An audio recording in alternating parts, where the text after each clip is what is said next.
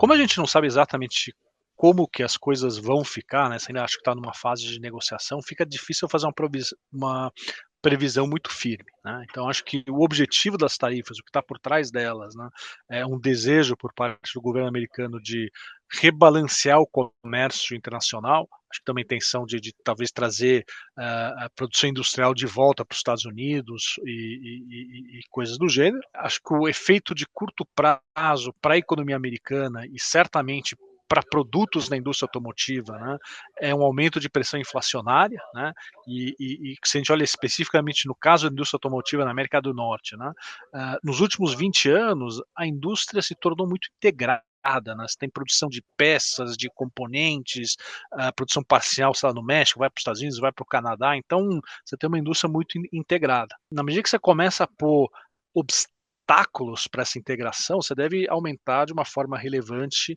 você vai tornar mais cara a produção dos carros, então a gente está imaginando um aumento de custo ah, relevante para preços de automóveis nos Estados Unidos, tá? E olhando para México em especial, talvez um pouco Canadá também, né? ah, Como a produção desses países eram muito voltados para vendas no mercado americano, que era de longe o mercado mais maior, né, existe uma expectativa que talvez, enfim, as fábricas baseadas no México comecem a buscar outros mercados para, enfim, tentar vender automóveis que eventualmente não seja possível vender para os Estados Unidos, né. Então aí tem se falado muito com o Brasil como possível destino, já que o Brasil tem um acordo de livre comércio com o México. Sinceramente, acho que está um pouco cedo para a gente chegar a alguma conclusão, porque a gente não está nada claro como que as coisas vão ficar no final desse período de negociação. Tá? Mas é algo que precisa ser acompanhado de perto, sim.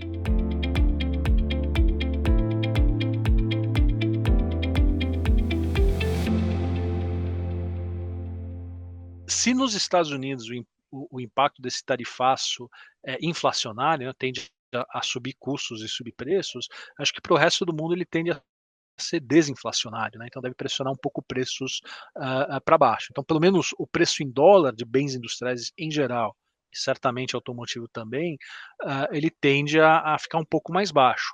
Impacto final aqui no Brasil também depende taxa de câmbio, né? Quer dizer, o comportamento do câmbio, dependendo a versão a risco, enfim, todo esse aumento de certeza no mundo, isso também acaba interferindo um pouco como que esses preços vão chegar no mercado nacional, tá?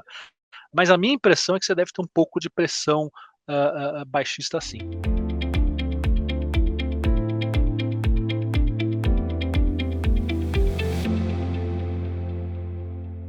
Já que o tarifaço deve ser desinflacionário aqui no Brasil, de certa maneira ele deve ajudar o Banco Central no trabalho de trazer a inflação para baixo, então provavelmente, na nossa opinião, deve levar o Banco Central a subir o juro menos do que a gente imaginava anteriormente. Tanto é que a gente acabou de revisar no nosso cenário, as altas seguintes, e só está projetando agora uma alta adicional de 0,50 na próxima reunião do cupom. Tá? Então, tudo mais constante, eu diria que sim, né? Ele ajuda, ou ele evita que o juro suba mais do que a gente imaginava anteriormente. Tá?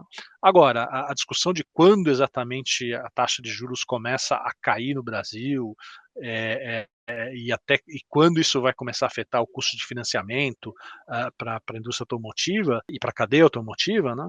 Acho que aí depende, enfim, a gente precisa avaliar o entorno todo, ver se essa economia de fato está desacelerando ou não, e também olhar o que está acontecendo lá fora, né? Quer dizer, não é só o tarifaço, tem uma série de coisas acontecendo que podem acabar afetando isso. Agora, existe um risco, uma coisa que precisa monitorar, que são os efeitos indiretos, né? Quer dizer, o tarifaço deve gerar um menor crescimento da economia global como um todo, né? Você vai reduzir o tamanho do comércio no mundo, você vai crescer menos, né?